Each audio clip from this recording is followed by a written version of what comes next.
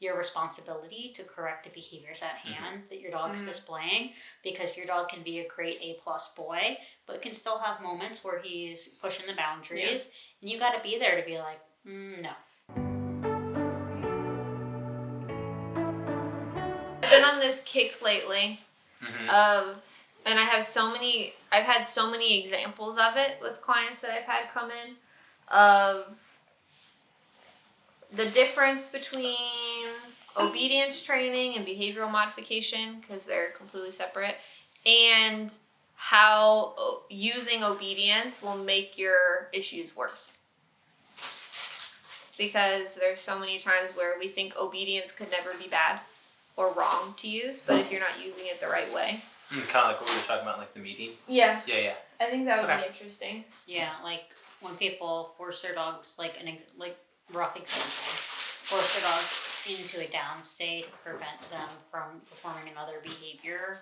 Like, I was reading a post recently that this woman was like, my dog hates people and I'm forcing him to stand it down so people can go pet him.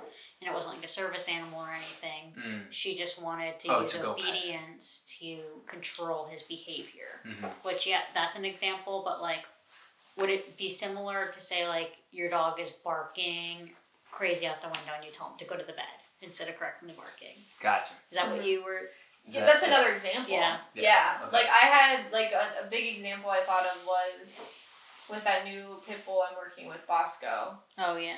He is, one of the issues he had was he got out of the house and he ran outside. He bit someone and attacked them, and so thresholds were like a really big trigger for him. He's like explosive going out of the doors, and something they were doing was they were like telling him to back up and sit away from the door. And so he'd back up and he'd sit and he'd be in his sit and he's just like shaking. And then they'd release him and he would like slingshot out of the door.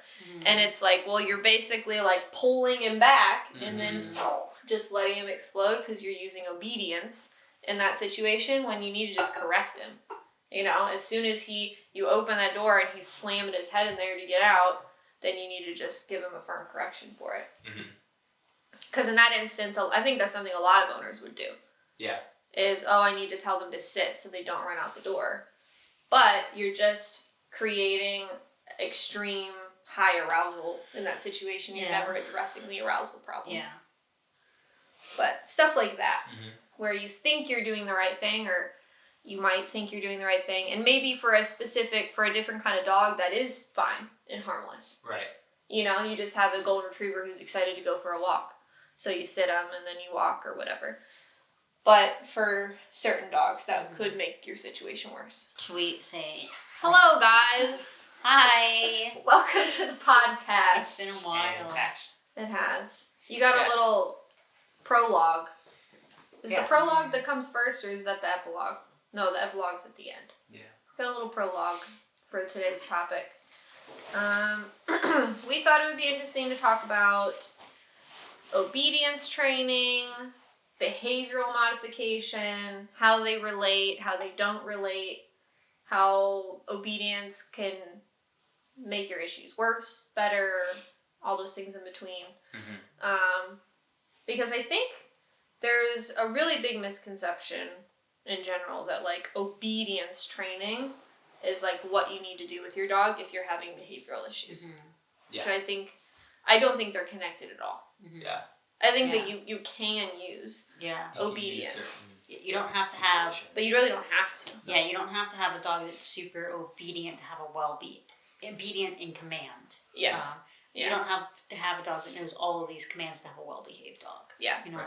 No, not at all.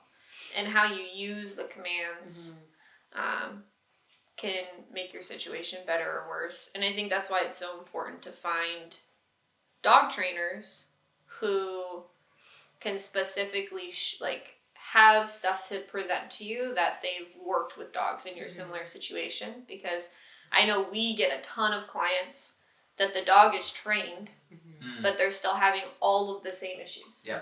You know, the dog knows the skills, but none of their initial goals of why they did training in the first place ever were addressed. Right. At least in a way that actually helped them. Sure. You know? Like Clyde, for instance.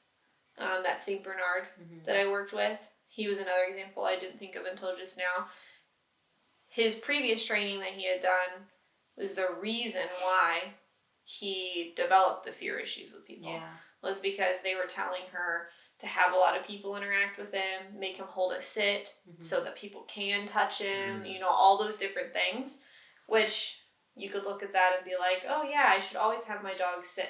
I mean, all the clients I've met, they think their dog should sit before it gets petted. Yeah. Yep. You know what I mean? I think it's creating a very tense situation to force your dog into a command while people are coming up around it. And we have this idea that all dogs should love to be pet and love that interaction. Yep. And I think a lot of these things, like the world is coming to, like, let's look at things from the dog's perspective, and let's not only look at it from a human perspective and the affection we want to force upon a dog.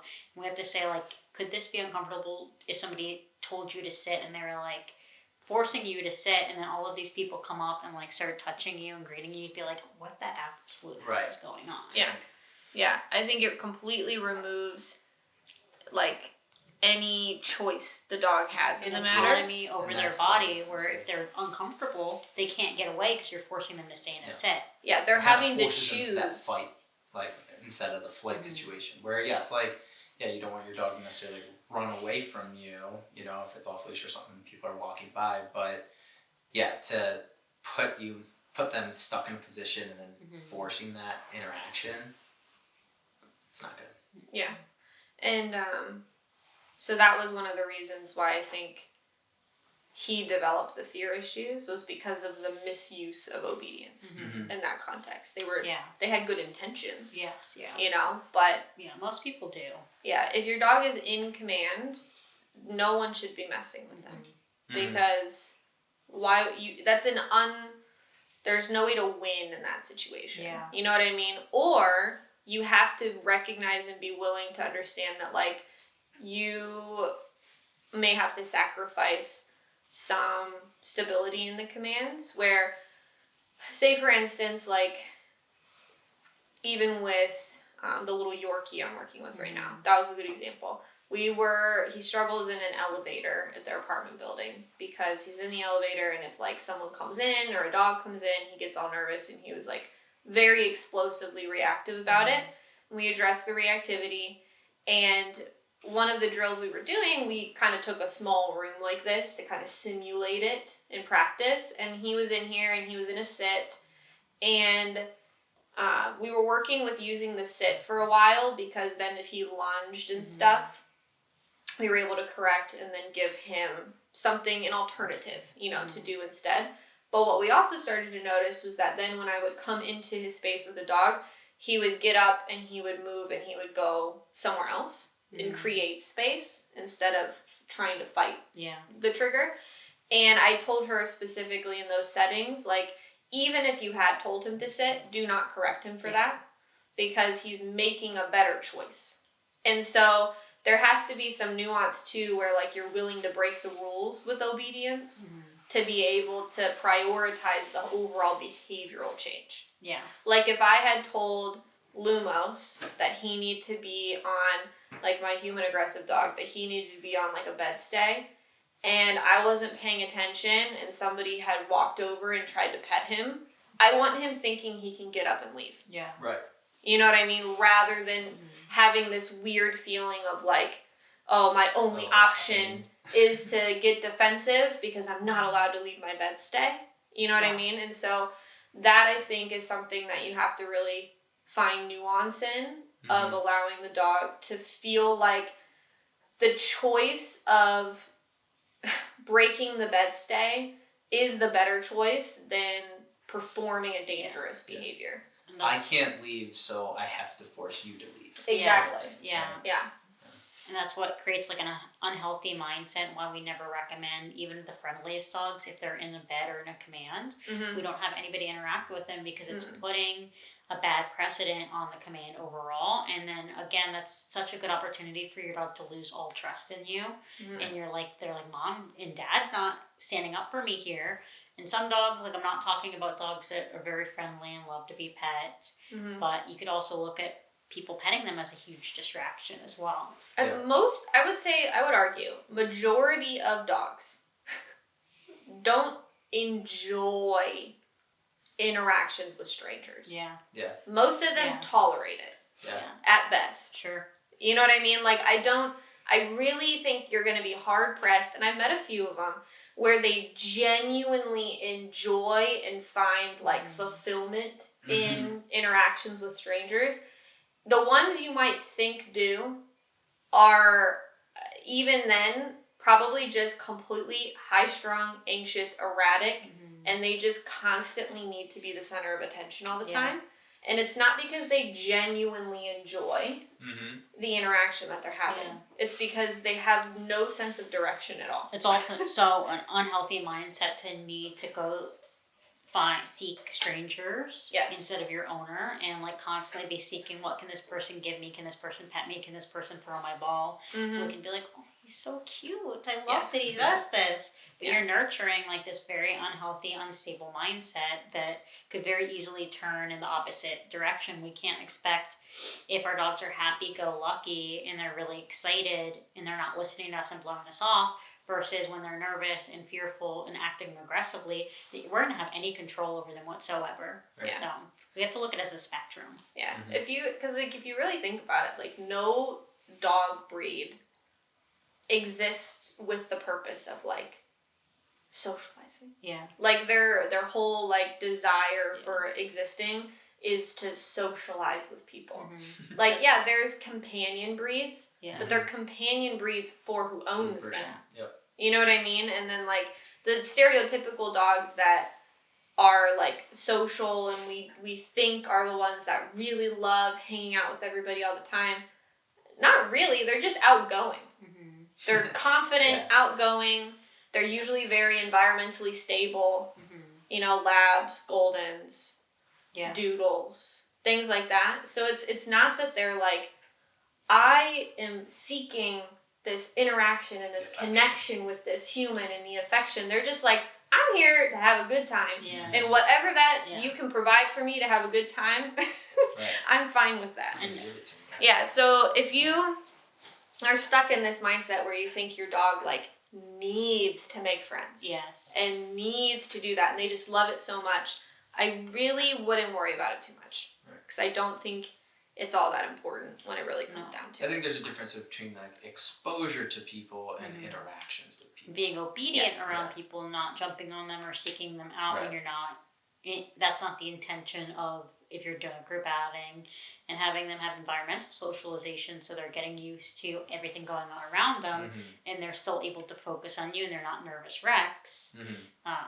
But I'm sure that's going to ruffle some feathers, that people are like, all dogs love pets. My dog loves people. Loves people and pets. Yeah, because it's been conditioned that's accept your version of fun. Yeah. And some You know what I dogs mean? like do enjoy pets, but like, I think there's a study that came out like years ago, and it was like, dogs don't like being hugged and kissed, and the people were like, what the fuck? Who wrote this article? I'm gonna kill their mother. And just like, they got so angry and violent. But it's like, obviously. Yes. Like, what is that? People were like, That's could such not an accept that. obvious thing. It's like, you think that you can just do whatever you want to a dog, and you can mold them to be like loving kisses and things, and that's their own entity. And like, you have to kind of respect that being as a being sometimes. You can't just think of them like, dogs are technically property, and people treat them as so. But if you said your dog's property, people would be like, my dog's part of the family. Yeah, but they use that as an excuse to do all the wrong things. Yes. Yeah. You know, it's like, you want to claim it's part of the family so that then you can allow it to behave like a little human and become a brat rather than actually give it accountability for things. And dogs can definitely be spoiled brats. Yeah. So. Yeah. And a big way we see that is because, again, people use obedience to avoid giving their dog corrections for things that you just need to correct. Because they don't want to correct them. Yes. So, like, putting your dog, I would say the number one reason people fall into the trap of my dog needs to sit to get petted or engage with people is because if they're not, they're jumping and they're mouthing and they're licking and they're completely out of control with the person. So it's like, it's not that you're doing it because you think, oh, like this is a good habit for them to develop. You're doing it because you think that's your only option to keep them under control. Yeah. When in reality, you just need to address the behavioral issue you have that is completely unrelated to obedience.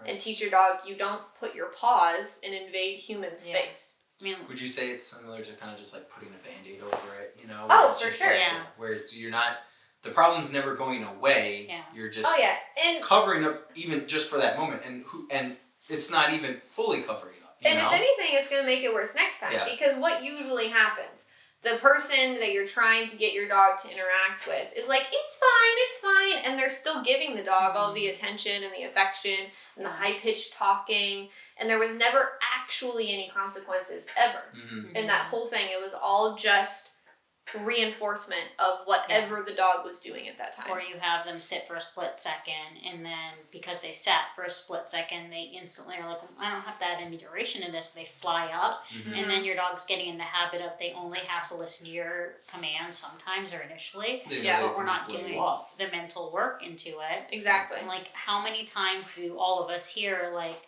oh, well, he was going ballistic out the window, or he was barking at my boyfriend, and then I put him on a bed stay. Mm-hmm. Yeah. And they don't address the barking and its own behavior that they're correcting for, and they mitigate the behavior through obedience and trying to get the dog to do a command. Yeah. Where you need to be correcting the behavior your dog's displaying in the moment, because that's how the dog's going to learn. Yeah. Well, because you think about, so the reactivity in the house is one we've talked a lot about recently. And like David brought up, he's like, I've been telling people or asking people, what if that wall wasn't there? What if that window wasn't there? What's your dog going to be doing? Yeah. I guarantee you're not going to be going, bed. Yeah. Right. Like, that's just not realistic. 3 houses down the street. Exactly. You're going to have no time to be doing a recall at that point. Yeah. Or a bed stay or a command.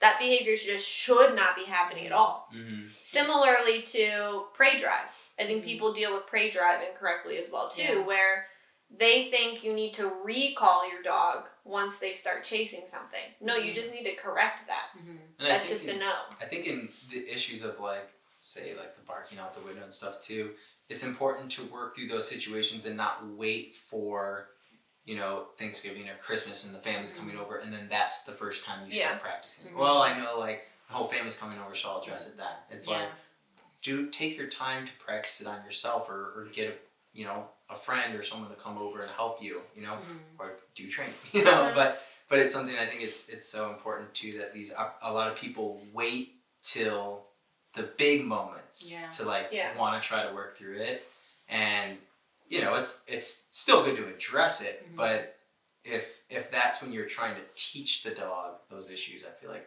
they run into a lot of problems, or it's just overwhelming or frustrating, confusing, whatever it may be. Well, and the human doesn't have the time to actually do it properly, because now you actually have a real life obligation going on. Right. You have people over or coming in or whatever. It's raining and they're standing on your porch. You know what I mean? There's like a million So you correct them once, things. and then you go and put them in the other room. And then the dog's still going ballistic. Whatever. So it's something. Yeah. I don't know. I feel like a lot of people I hear have those situations and then, too. Like when you're only like, it's kind of like a Jekyll and Hyde situation where you're not doing things consistently, so your dog does not depend on you, and they don't look at you as the leader, which causes insecurity, which furthers them barking out the window and having these hyper-arousal moments, because ultimately they do not depend on you to be the leader. And if you think about it in that lens, I think that's going to make a lot more sense to people than feeling like mean for correcting those things. Yeah. Just like, you have to be like, I got this. It's okay. Right. Nobody's going to break into the house. The person's allowed to walk on the street, and you can't have a fit about it every single time somebody's out. And that's what I would say. It's like, people are coming over to your house. They're not coming over to your dog's house, right? You get to allow whoever you want in and out of your house, not your dog, right? So for your dog to bark and do everything, jump and all this stuff, it's not appropriate. Yeah. And, it needs to be addressed. And I find a lot of the time, clients, and again, this is no judgment to clients, but they feel this need to really defend their dogs and be like, but he's such a good boy in so many other aspects. He's such a good dog. We love him so much. And I completely believe you that it is a good dog, and you have a lot of great moments with him, but that doesn't remove your responsibility to correct the behaviors at hand that your dog's displaying, because your dog can be a great A+ boy, but can still have moments where he's pushing the boundaries, and you got to be there to be like, no. Not all behaviors are like equal on the spectrum. Yes. Your dog can be like an agility champion, and if it bites people that come into your house, it's not a good boy. Yeah. I'm sorry. Yeah.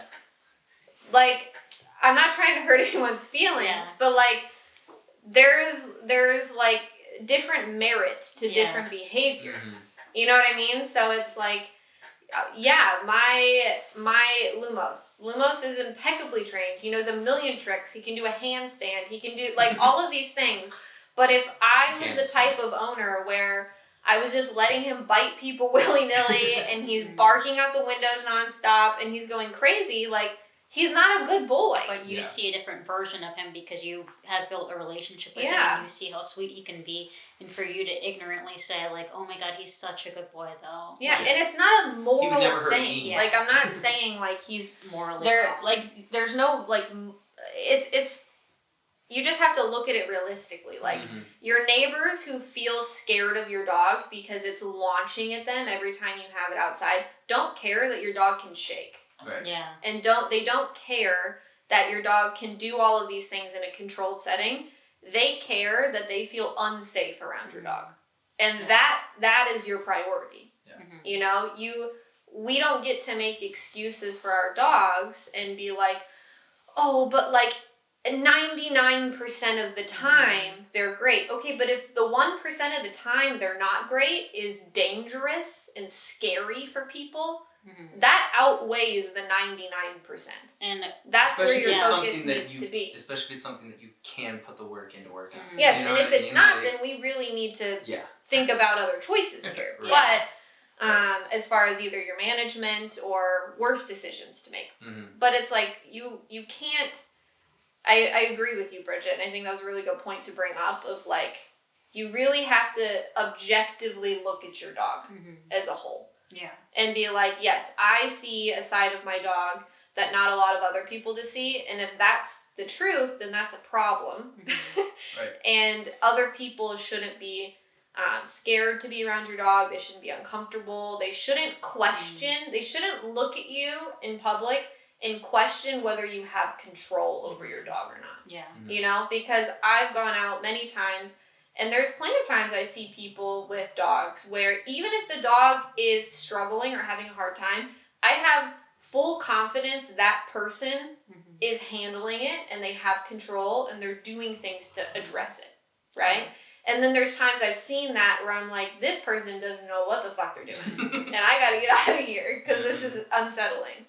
Or, so, like, thinking that your dog, like, if they're acting like that, like, they're so territorial, oh, they would never bite anybody. They would never do that. Yeah. I used to work with somebody that was like, if it has teeth, it has the capability to bite you. Oh, yes. So you can't go into this magical thinking that your dog would never, ever do that because he has some moral compass that he's following, that he just is above biting. Like, if your dog feels scared enough or threatened enough, they all or bite. that behavior is carrying on too long, that territorial barking out the window, eventually shit's gonna pop off. Oh, yeah. I've said it all the time. A dog who has bit somebody was once a dog who never did. Yeah. They didn't come out of the womb with a bite record. Yeah. They have to earn that. And then once a dog has a bite record and it knows, oh, that worked. That worked for me. Mm-hmm. Then we're opening Pandora's box of that behavior working and that being an option for them. Yes. And it's only going to snowball too, you know? Yeah, so I think how, kind of what we're getting at is that you really can't, like, sugarcoat the behavioral issues you're seeing by just, like, layering obedience and hoping that works.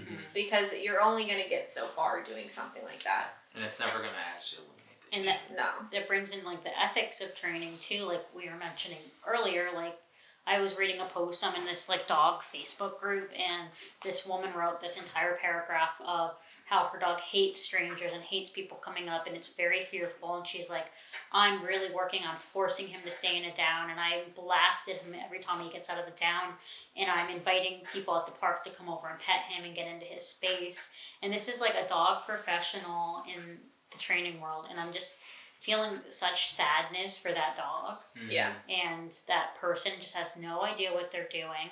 And that's a perfect example of how you continue to disrespect your dog's feelings about things and force them to do it because you think that, one, a dog should be able to be pet by everybody. Yeah. And it's just so sad to me. Like, it's super sad. I like immediately saw that post and I was like, I'm getting out of this group. Yeah. Yeah. Well, yeah, because I hope people were telling her why that's a terrible idea. There was 50 comments that were like, you know, this is what I would do, agreeing with her and trying to force the dog. And there was a couple comments that were like, why? And she's like, well, you don't have to question that. I just said, and it's just a lot of back and forth. Just very combative. Yes. Yeah, unnecessary drama. But I think what you mentioned is the reason that happens is that people get very stuck in this idea of what a dog is supposed to be. Right. It's supposed to be an accessory, entertaining, there for people's enjoyment, you know, all of these things where that's very unfair to the dog. That dog's going to end up biting a lot of people. Yeah. Because right now it's trying to avoid. It sounds like, if she's saying it's very fearful and stuff like that. And she's going to take away its ability to avoid, and now it's going to start actually biting. So. And it could be compliant, and like, say in a perfect world, the dog doesn't bite, but what's the state in the mind of the What's dog? the point of that? Yeah. Right. What are you trying to accomplish? Or like, I don't know if it was like a therapy dog situation, but again, you shouldn't be putting dogs that are not meant for therapy work into therapy work if they're absolutely hating it. Like, you want a dog that enjoys that kind of work. Yes. You want the dog we were talking about. Yeah. That actually finds enjoyment or is neutral to it. You know, like my mom's lab is like that. Yeah. She is super friendly, very, very, like, neutral. And so, like, when she meets people, she's like, oh, hey, hi, hello. And they pet her and they have a good time. And she's, like, the perfect example of a dog who does well in therapy work because she doesn't really have a feeling one way or another about it. It's like an She's like, oh, if unbothered you pet me, dog. I'll wag my tail and I'll be happy and we'll have a good time. But if you don't, that's fine too. You know, it's just that's really the kind of dog you're going to end up finding when you want to do therapy work or something like that. Because if you have a dog who's too obsessive, that's not going to work either. Right. Yes. They're too stimulated. Yeah. That's not going to go very well. Yeah, those situations just like make me feel really sad for the dogs in that situation. It's just not a good situation for anybody to be forced to do something that they absolutely hate, and that removes so much autonomy and removes so much trust that your dog has in you. Well, and she's not changing the dog's feelings. No. Yeah. That's exactly where the criticism comes from of, like, you guys don't care about the dog's emotions and how they feel about things and blah, blah, blah, blah, blah. It's like, well, we do. Apparently that woman doesn't. Yeah. Right. You know? Because I bet that dog could make progress and actually be accepting of new people if she did it the right way. Yeah. And the right way, I of course don't know that dog or that situation. But until the dog can exist in a setting with people around and feel comfortable, no one's touching it. Yeah. Yep. I mean, that's bare minimum. I was so excited when I first joined this group because I was like, okay, other trainers, and then you look at all the narrative and the dialogue of other trainers and you're like, why are you doing that? Right. Like, not to think It becomes that, like so overwhelmingly clear how unregulated the industry is. Yes. And I don't want it to be regulated. That's my personal opinion. I'm okay with it being unregulated because I think once you start regulating things, it can get really dicey because then who decides what's regulated and what you're allowed and all that kind of stuff. But I think as a consumer of dog training or a potential client of dog training, it's good for people to know because we're not all created equal. And just because somebody markets themselves as a dog trainer does not mean that they're going to have the skill set to help you efficiently with your issues and give you good advice. Yes. And so always trust your gut. If something feels off, or you're asking questions to your trainer and you're saying, this doesn't make sense to me, can you explain why we're doing this? What's the purpose of this? And they can't give you an answer that makes sense, that they've thought through, that there is an actual method to what they're doing, go find somebody else. I mean, like, even people get so frustrated with, like, our social media following. Be like, well, how did you do this? And then we're like, we can't explain it because it might not work for your dog. It's very similar to the nutritional or health coaching industry, where just because a certain diet or exercise routine work for one person, it could be vastly different with the next person. And you can't just give like run-of-the-mill advice in a packet of how to handle something. You have to seek a trainer that can work with your dog and kind of get to know them and go about it in the way like, how can we best handle this situation?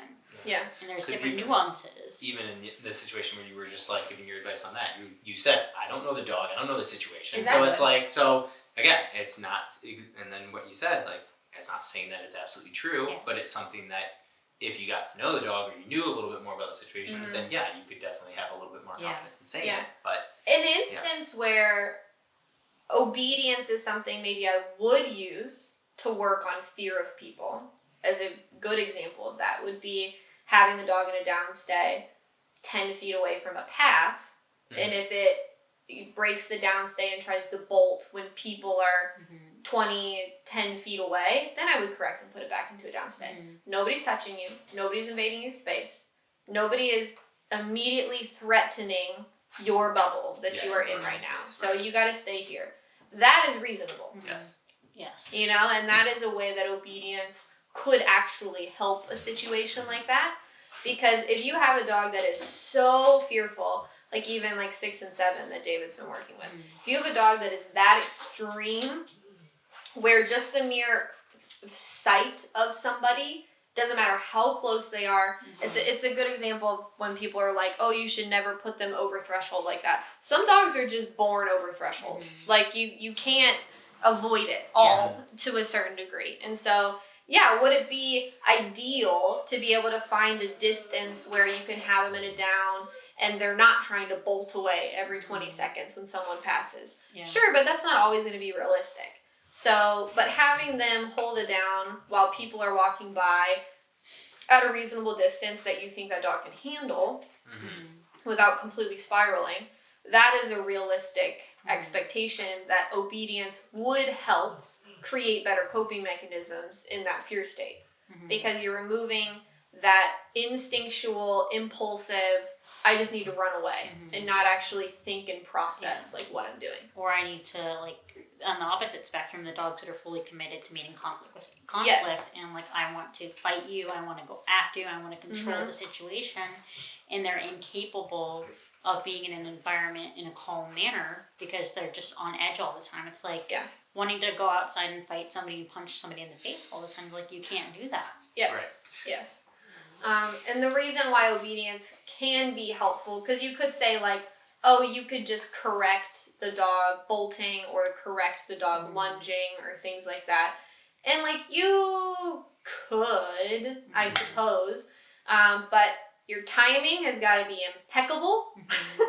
And you're also gonna lack a little bit of clarity for the dog in what to do instead in moments like that, because think about, especially in situations where they're on leash. If the dog is off leash, I think that could be a little bit more effective. I would only ever do it in like a them trying to engage response. You could correct for that off leash and give them nothing else, and they learn I can do anything else other than that, right, in that setting.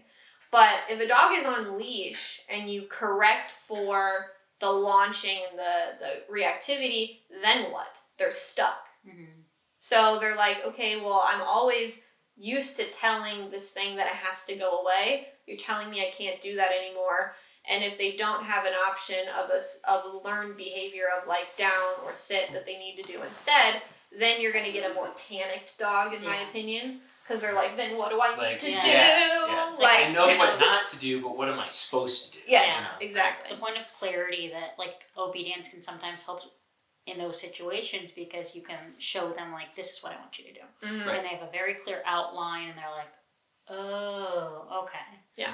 Like think of what we're saying now in our conversation, like dog training is so nuanced. So nuanced. And we're like, yes, we can do this sometimes, we'll never do it this way. Yep. Or we'll do it this way if it's a Tuesday and it's at 4 p.m. And then people are like, I need to know exactly your process of doing And it's like, you can give people, in the same example parallel you used of like nutritional and health advice, you could probably get away with making a video of generalized advice that was like, don't eat processed sugar every day, and you should eat some vegetables with each meal, and you should eat some fruit. And you could probably get away with this generalized advice of like pretty concrete principles that make sense. That in very rare cases maybe aren't good advice for everybody. And same with dog training. Like generalized advice to the masses would be like, you have to have accountability for certain behaviors. You have to, like X, Y, and Z. But then again, in the same way with like in more individualized, pointed, hey, my dog does this all the time, X, Y, and Z. Okay, well, I can't create a very like pinpointed plan for you because I don't know like what's your family like? What's your social life like? What's your yard setup? What's your dog know? What's it not know? What are you doing? Yeah, exactly. Because the human plays a ginormous role in how the dog's acting. Yeah. And it's like, I went into dog training thinking, oh great, I love dogs. I'm going to be working with dogs. That's the focus of my career. Surprise. It's not. The focus of my career is client-based and working with people. And that's not what I expected this at all to be.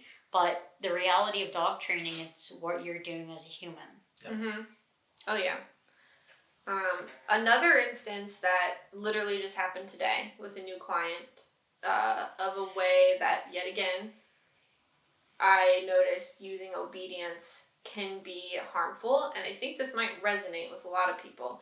Is say you have a dog that is high-strung and like those dogs that are like kind of always like vibrating on a high frequency, whining a lot. They get somewhere and they're very just like erratic and all over the place. Be very intentional with the obedience you're using to be very minimal and very simple.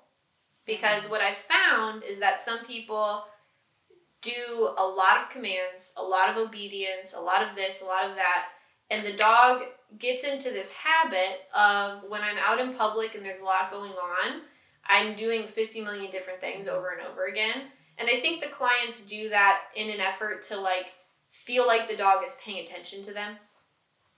They're like, if I can tell the dog to sit, down, under, shake, heel, sit, do all of these things very quick paced and fast like that, they feel like, okay, the dog is focused on me and they're paying attention and they're not distracted by everything.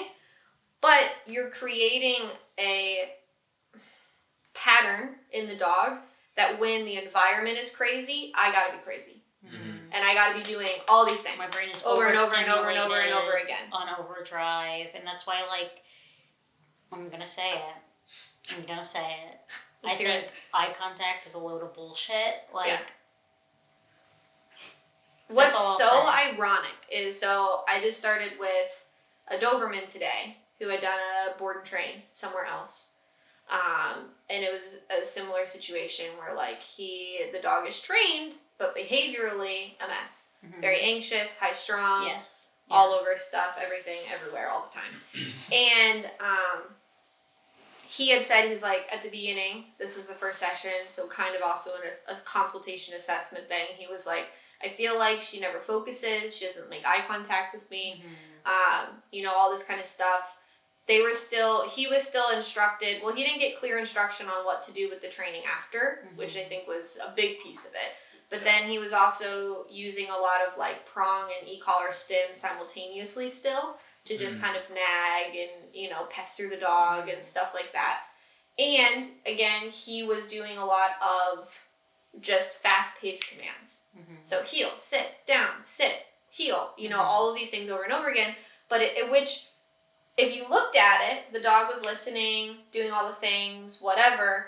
But as soon as you asked the dog to sit or down for longer than 5 seconds, she was like up and ready to do the next thing and do all the stuff because that's just what she was anticipating. And then when you weren't feeding that and allowing her to move, especially a dog like a Doberman or a Shepherd or anything like that, then the panic sets in because I need to be doing something else. What should I be doing? Why haven't we moved on yet? Yeah, exactly. And then you get the barking and the whining and the bratty behaviors and the demand barking and then the jumping and then all of this stuff because they're like, someone do something with me, pay attention to me nonstop all the time.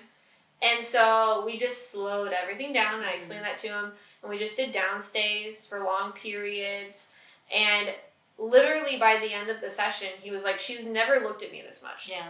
Yep. And it just happens organically if you do it the right way. Pestering your dog for eye contact and correcting them if they don't give you eye contact or really lording over food only if they give you eye contact, constantly nagging them outside, be like, you have to look at me, look at me, look at me. Like, how fucking annoying. Yeah. It is really annoying.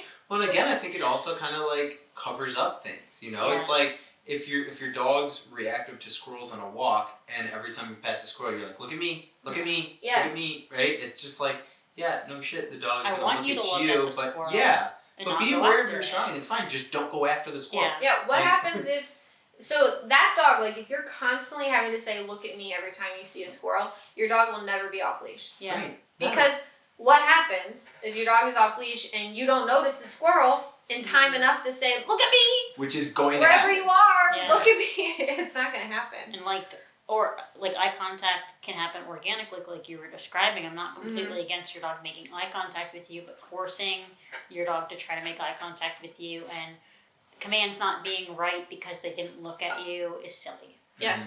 Imagine, so this just came to me, and I don't know if it's a good example or not, but I'm going to say it because I think it is.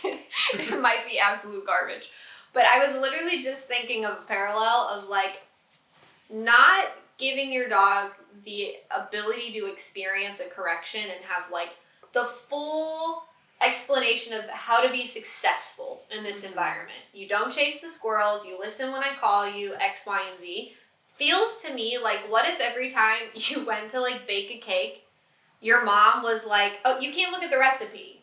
You need to do this now. Yeah. And now you need to grab that and fill that up.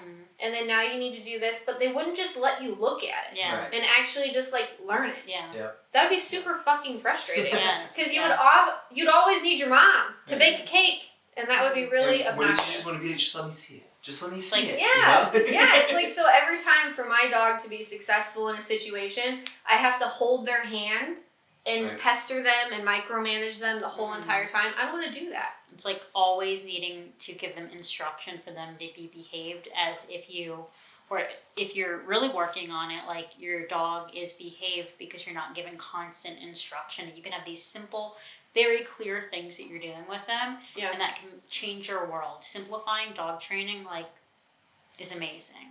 We just had a board and train, and she did training prior somewhere else, and the lady was like, this is all you've taught her, in a good way. Yes. Like, she was like, this is so much better because the last place had to skip her 5 million commands, and I never felt like any of the commands were actually good. Yep. Like, she could half do everything. Yep. And she really liked our program because we kept things very simple and very to the point. I recently had a dog like that too, where the owners were so surprised that the no was just for everything. That's no is don't bark, don't jump, don't get on the couch, leave it whatever. down, Yes. off. Yep. And they were like, because that's what it was. They were training before. They were like, we just had 5 different ways of giving a correction. If they're on the couch, you say off, and if they're trying to go to another dog, you say leave it, and if they do this, then you say no. And your dog's like, it all means the same thing. Yeah. Yeah. And in a moment of like high intense, like the dog is lunging at something, it's like you don't have time to just run through of like, which one am I supposed to say? You know, it's just like, just have one correction and be firm with it, you know? Yeah. Yeah. It's I frustrating think sometimes. Yes. Well, and I think that's where I think it's just it's interesting because like the overcomplicating of things. I have a client with a Pomeranian, and she's awesome, and she's one of those clients. Even the guy that started today with the Doberman, there are those clients that when they start, they're like, I am a blank slate. Mm-hmm. I will, whatever you want to teach me, whatever you think is best, like, I'm just so willing to learn. And I feel like it's always like people that are older than me that are like that, and it's so precious. Yeah. I love it so much. And when, like, everything you say, they're like, oh my God. I know! They're like, that was so great, and you're like, They're just like, that makes so much sense. yeah. And it's always so, sometimes it's sad because they're like, why has no one told me that before? I know. You know what I mean? And stuff like that. For like months upon years, they've been struggling with doing things a certain way and it hasn't been working, and then they grow to resent their dogs, and then instead of, your dog's life is so short. Like, Right. why wouldn't you want to get the most out of it immediately? So we're removing feeling resentful or frustrated, which is wrong to feel for your dog. Yeah. You know, make it work. Find a way that's going to bridge the gap so you have a beautiful, harmonious life together, and we're not nobody's resenting one another. No. But, like, a misconception that we just ran into at her last lesson was similar to this, where she was, I mean, this dog is doing fantastic. I mean, she's checking all the boxes and all the things that we needed to do. And we haven't really done a ton of tool work with this dog at all. I mean, because it's never like we haven't needed it. You know, everything's going totally fine. And for what the woman needs from the dog. And at the last session, she was like, so what do we have to do now?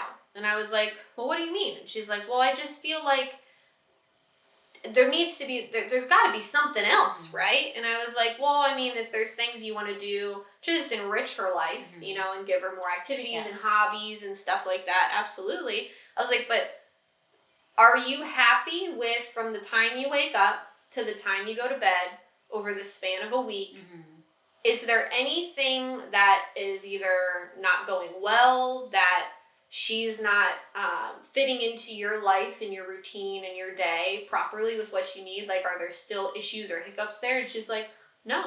And I was like, then that's your pet dog. Yeah. Right. Like, we got it. We checked the boxes. Like, with like those smaller dogs, like I have a smaller dog that started with me recently. Yeah. And it's the mother of a group of pit bulls that I work very extensively with that very much needed tools and boundaries and structure. And his mom, he sent his mom to us for training, and it's this little tiny little like min pin, and she's so cute. And the mom's like, I don't know if I want to use e-collar, and I was like, that is totally fine, because what they need out of this dog, I don't need to use excessive tool use for. Like, if they wanted off leash, then yes, I'd be like that, or they're trying to correct a nuisance behavior. But from the sounds of it, that dog doesn't have these behavior issues that really need a lot of tool use.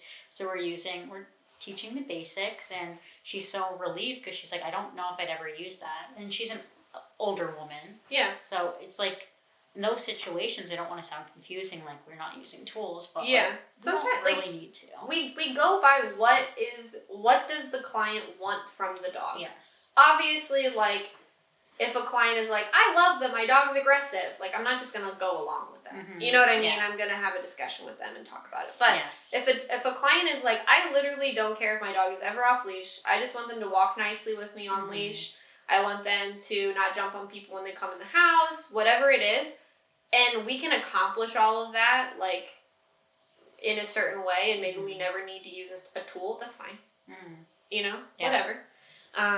It's based on, like, what the client wants and what I feel like is necessary to get them their goals at that what's point. the time best spent? Because, like, 10 hours can be a lot, but for me, 10 hours is, like, never feels like fully enough. Like, when I'm really getting to know a person, like, yes, after 10 hours, you should have a client that's really confident and comfortable.